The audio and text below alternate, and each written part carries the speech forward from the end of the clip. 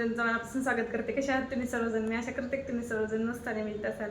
तर आज आहे वटपौर्णिमा. वटपौर्णिमेच्या तुम्हा सर्वांना खूप खूप शुभेच्छा. आणि माझी आता पूजेला जायची तयारी झालेली, देवपूजा वगैरे झाली माझी सगळी. आणि इथं ताट तयार करून घेतलेले मी तुम्हाला दाखवते. आणि माझा आजचा लुक कसा असणार आहे ते पण तुम्हाला दाखवते मी.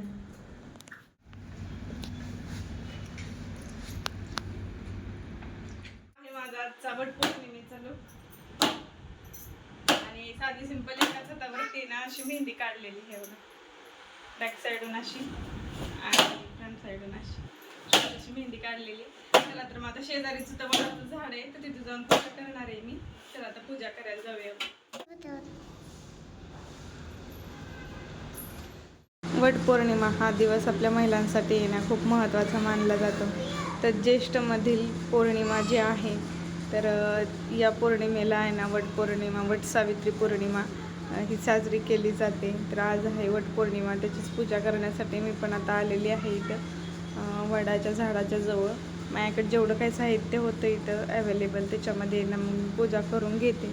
आणि इथंही ना आज मी ज्यावेळेस पूजा करायला गेलते त्यावेळेस आहे ना कोणच बायका नव्हत्या.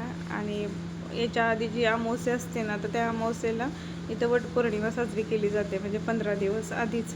तर बिहारमध्ये, झारखंडमध्ये, UPमध्ये वगैरे ज्या बायका करतात ना तर त्या अमावस्येच्या वेळेस करतात आणि आपल्या इकडे ना पौर्णिमेच्या वेळेस करतात. त्याच्यामुळे इथं कोणच बायका नव्हत्या आज, मी एकटीच होते. तर छान अशी मस्त निवांत पूजा वगैरे केली. आणि इथं ना आम्ही राहतो त्याच्या आजूबाजूला ना भरपूर अशी वडाची झाडं आहेत.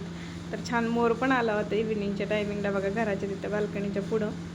तर छान अशी माझी आज वटपौर्णिमेची पूजा झाली. तर कसा वाटला आजचा वटपौर्णिमेचा ब्लॉग नक्की कमेंट करून सांगा. व्हिडिओ आवडला तर लाईक, शेअर, सबस्क्राईब करायला विसरू नका. भेटूया नंतरच्या ब्लॉगमध्ये.